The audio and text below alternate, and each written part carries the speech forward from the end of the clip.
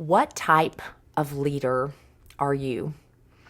Now, initially, you may go, Elizabeth, I don't have a team. I'm not leading people.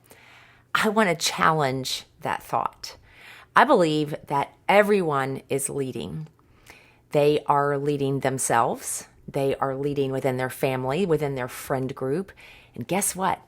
You, listener, you, watcher, you're leading the people who are observing you. Now, you can be leading in a positive direction. You can be leading in a neutral direction. You could also be leading in a negative direction. But we are all leaders in some form or fashion. Well, in episode 65, I had talked about leading with a big picture mindset or thinking, and I've been meaning to get back to add to what I had shared in somewhat of an introduction to that thought process. So I had talked in episode 65 about dispelling 4 myths around leadership: the management myth, the entrepreneur or pioneer myth, the knowledge myth, and the position myth. You can go back to episode 65 to be able to hear that in more detail as I had shared with my Powerful Women Growth Group. I'd also talked about 10 qualities of potential leaders. And number 8 was big picture mindset. The ability to see the whole organization and all of its needs. And that's where I'm going to focus in today's episode. So you might be going, well, why would I bother with big picture thinking? Well, before I answer that question, let me just say that I'm a global abstract thinker. I love thinking big. I love visioneering. I like making connections, seeing how to leverage, utilize resources, people. So I absolutely love the concept of big picture thinking. But that's not to say that I'm always there. I can get stuck in the frustrations, in the delays, in the things that feel as though they are hindering me. And they're always great reminders that I need to get back to the big picture thinking, because that is what drives me forward. So today I want to give you 6 aspects first of why we would want to bother with big picture thinking. Are you ready? All right, let's get going. Number 1, big picture thinking allows you to lead. As though if we didn't have big picture thinking, we may struggle to lead. And yes, you could indeed draw that conclusion. Big picture thinking is how we see ahead of what there is. We see the vision before our people do. We need to grasp where we're going so that when it comes time to articulate it to our people, we can be successful in doing so. Big picture thinking allows us to size up situations, excuse me, and we're able to take into account a lot of variables or more variables. With my background in chemistry and a love of science, one of the things I loved about science were the experiments. And in the experiments, you had a control and you had variables, or it could be one or multiple. And you were testing against the control to determine what was happening with the variables. So as a leader, you need big picture thinking because you need to be able to take into account more than what's just right in front of you. You need to see additional variables. And by doing so, it allows you to actually create a picture, or to better understand, maybe is the way I want to say it, a picture of where your team is going. And if you have a better picture of where your team is going, you can then you can create really that picture for them. Because see, your brain, most people, brains think in pictures. So when you can sketch out the picture in advance, it allows you to articulate it to your team, which means they're going to be a lot more bought in to where you're asking them to go. And when you can do that, you then, as the leader with big picture thinking, you can connect the past with what's coming in the future. And when you do that, it allows the journey between what was and what is coming to be even more meaningful for those who are choosing to follow you. And let's not let that phrase get lost. Your people are choosing to follow you. As a leader, you want to cultivate a desire to follow your leadership. And so with big picture thinking, allowing you to lead, because you've taken the time to get the vision before your people, you've taken the time to size up situations, understand the variables, paint the picture so that your people can be along for the journey with a more connectedness. That allows you to also know when to seize the moment, because you can also see that the timing is right. So big picture thinking certainly allows you to lead. The second aspect is big picture thinking keeps you on target. When you can see from the higher view and you're looking down, while you are doing the small things, like the things that are necessary, the details that are important, it helps you to not get stuck in the small things. You can still be doing the small things while moving towards the bigger picture. And so it's important. And I love this quote. Alvin Toffler said, "You've got to think about big things while you are doing small things so that all the small things go in the right direction." And when you have people choosing to follow you as a big picture thinking, as someone who is wanting to stay on target, this allows you in the little steps to keep everybody moving in the right direction. Number 3, big picture thinking allows you to see what others see. I'm going to say that again. Big picture thinking allows you to see what others see. You see, it expands your perspective because you're setting aside your own agenda and your own interest. Okay, that's an important piece. And I will say this is an area where I have to be super intentional because I'm very driven.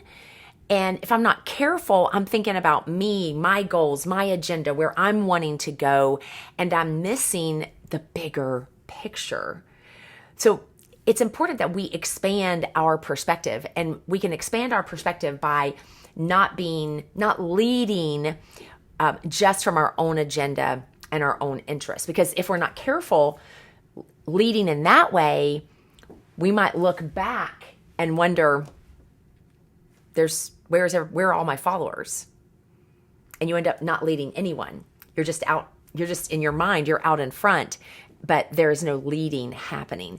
The other piece of being able to see what others see is that it's understanding how different people engage and then making adjustments accordingly. So whether you want to look at temperaments or DISC, Myers-Briggs, Enneagram, there are a number of assessments out there that allow you to better understand your people.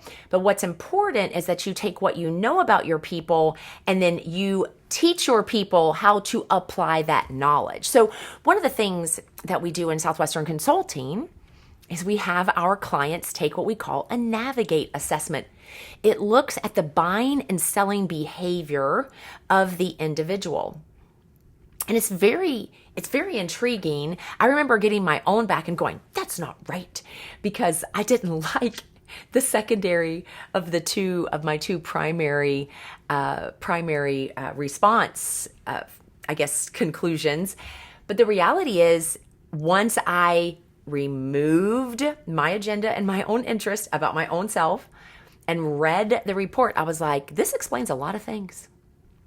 This explains a lot of things, like including why my husband and I fight over certain things about, numbers or accuracy.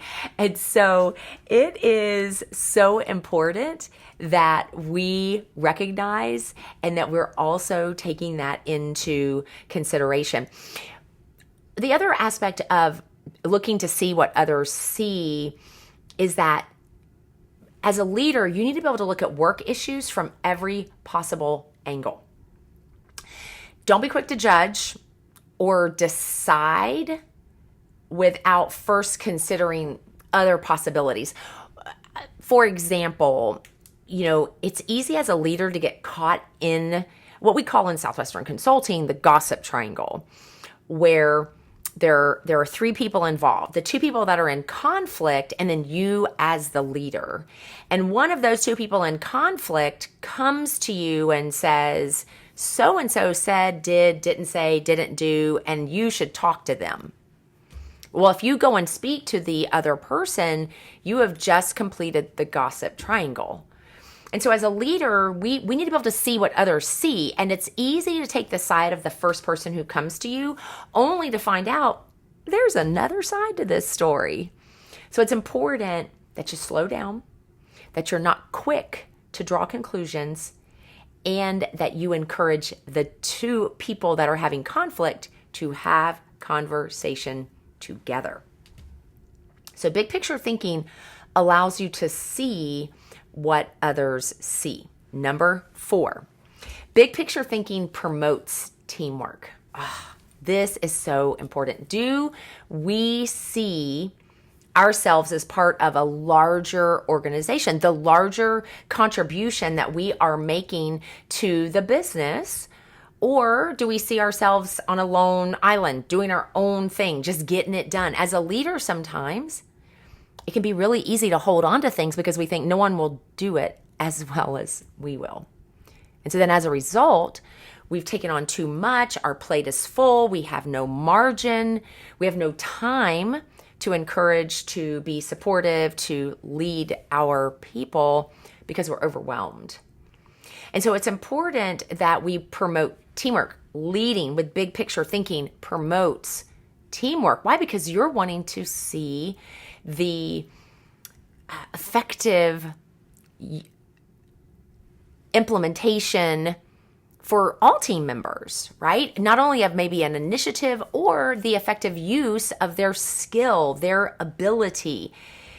And so it's important to cultivate for your own self to think and promote teamwork, but it's also helping your team members think about teamwork. How can you leverage the strengths, the skill of the other players on this team? What they do, what they're good at might be different, not wrong, just different. And when we can begin to really promote as leaders the teamwork, it makes a huge difference. It impacts the culture of the company. It impacts retention within your company. So this is an important aspect as a leader, that you cultivate big picture thinking that promotes teamwork among your team. Number 5, big picture thinking keeps you from being caught up in the mundane. I don't know about you, but I can grow weary of the mundane, the details, the email that needs to be gone through, the text messages that need responses, whatever those aspects are that you consider to be mundane.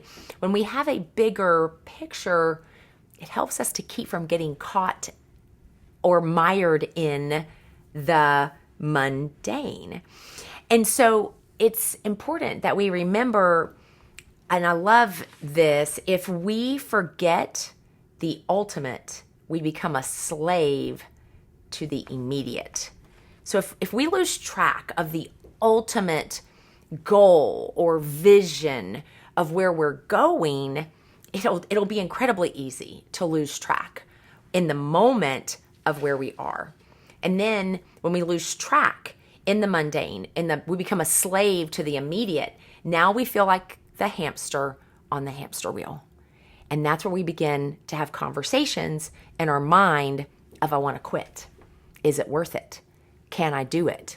Will I ever fill in the blank? So big picture thinking helps us to keep from being caught up in the mundane. Number 6, big picture thinking helps you to chart uncharted territory. Oh, I love this. Big picture. How do you chart a course? You go up onto the mountaintop and you look out. That's one way of doing it. You can kind of chart the course when you're in uncharted territory. And think about this. This is number 6 for a reason, because you're leading with big picture thinking. It's keeping you on target. So in the small steps, you're continuing to move in the right direction. You're seeing what others see because you're looking to have a bigger picture. You're promoting teamwork. We need to work together to move towards an end goal. We can't get stuck in the mundane because we want to chart a course in uncharted territory. You want to scale a business? You need big picture thinking, leading with big picture thinking. We can't just wait for the bridge to come to us in order to cross the bridge. We need to, in our minds, cross the bridge long before the bridge ever exists. And so we need big picture thinking so that we can chart a course in uncharted territory. Which one of these for you is the most challenging? Maybe the hardest to implement or to put into place? I would say for me, when I think about this, I think it's probably sometimes if I'm not having big picture thinking, I can get caught in the mundane. And because I'm not super excited about the mundane, then I can lose some of my enthusiasm. And then as a result, I lose momentum. Give you a case in point. I was looking at some dates because I am bringing my 3rd book to publication. And I wanted to get it published actually in 2023. And so I went to my graphic designer. I said, this is my thought process. I want to go ahead and get my book cover taken care of. And when I was looking through my downloads from my graphic designer, I downloaded what we had agreed to as a completed book cover at that point, in initial stages, in February of 2023. Almost 18 months later, I'm finally close to getting this book to publication. And guess what? I got caught in a lot of mundane, and I wasn't thinking about the big picture. And I think part of that was because I didn't have enough clarity that I needed of the bigger picture, of the why of the book, which would help me to chart a course in uncharted territory, because it's a different kind of book than my other 2 books that I've published. And so I've just recently had this epiphany of, well, that's where I was, stuck in the mundane, or maybe I should say slow down in the mundane with not as much enthusiasm to actually put in the time, energy, and effort to get the book done. And you know what? It took going away on a trip, and it was a great trip. I got sick, but on the plane ride home, which was about 8+ hours, I had a little downtime and then probably had a good 5 or more hours of focused writing and made massive progress on the book project. Came back with a fire in my belly and have been able to get it ready for publication in just over, not even that, in under a month.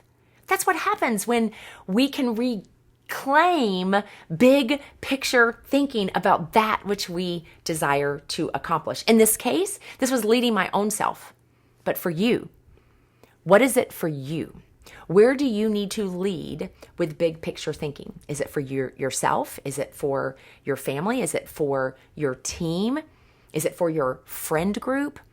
I want to challenge you today that we need to cultivate ongoing big picture thinking, because as you know, I am a firm believer that when we cultivate thinking that matters, and I believe that big picture thinking is indeed thinking that matters. When we cultivate thinking that matters, we can live a life and build a business that matters.